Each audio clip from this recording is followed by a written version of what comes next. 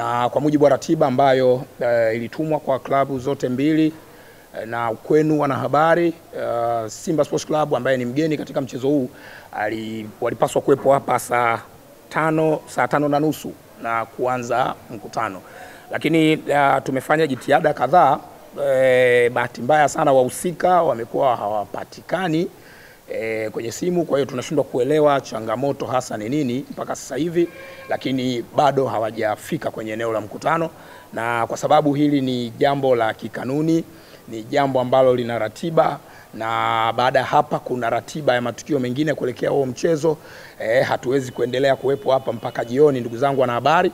Kwa hiyo nitumie fursa hii kusema rasmi kwamba tunamaliza mkutano wetu rasmi, na kwamba taarifa nyingine zitatolewa hapo baadaye. Kwa hiyo kila kitu kiko sawa, na kwamba tumewakosa Simba Sports Club ili watueleze changamoto, kama kuna changamoto yoyote ambayo wamekutana nayo huko njiani wakiwa wanakuja au la. Kwa hiyo tunaendelea kuwatafuta, tutakapojua nini changamoto tutawajuza kupitia kurasa zetu za mitandao ya kijamii na maeneo mengine muhimu.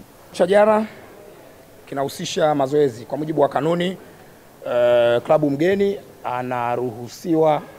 anaruhusiwa kufanya mazoezi kwenye uwanja wa mchezo angalau mara moja kabla ya siku ya mchezo. Siku ya mchezo ni kesho, na leo ni tarehe 24, na kanuni ile inasema kwamba ni muda ule wa mchezo, ambapo kwa mujibu wa ratiba yetu mchezo utafanyika saa 11 jioni.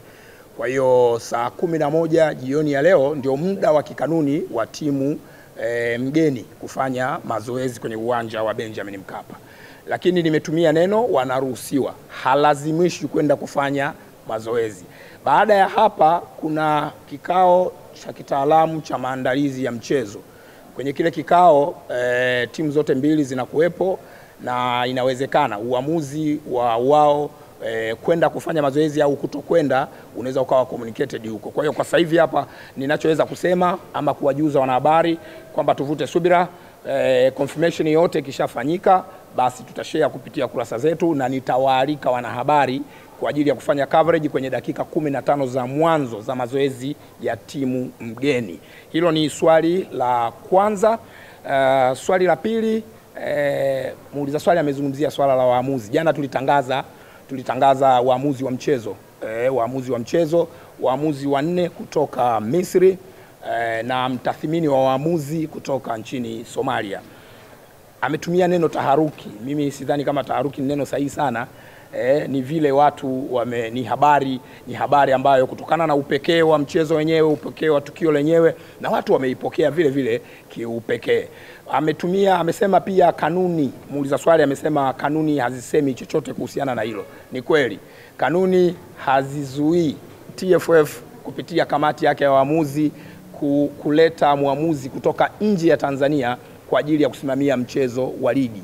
Kanuni inaeleza sifa za waamuzi wanaoweza kusimamia huo mchezo. Kwa hiyo jambo pekee ambalo tunaweza tukalieleza sasa hivi ni kwamba kwenye kanuni ya 39 ibara ya kwanza inaeleza kuhusiana na waamuzi ambao wanakuwa wanateuliwa mwanzoni mwa msimu, idadi ya waamuzi ambao wanateuliwa mwanzoni mwa msimu kwa ajili ya kusimamia mchezo. Lakini kanuni hiyo ya 39 ibara ya 3 inaelezea sasa kitu kinaitwa waamuzi wa akiba, kwamba kamati ikiteua wale waamuzi wa msimu mzima inakuwa na jopo lingine la waamuzi ambao ni wa akiba, ambao wanaweza kutumika kwa dharura au pale inapohitajika.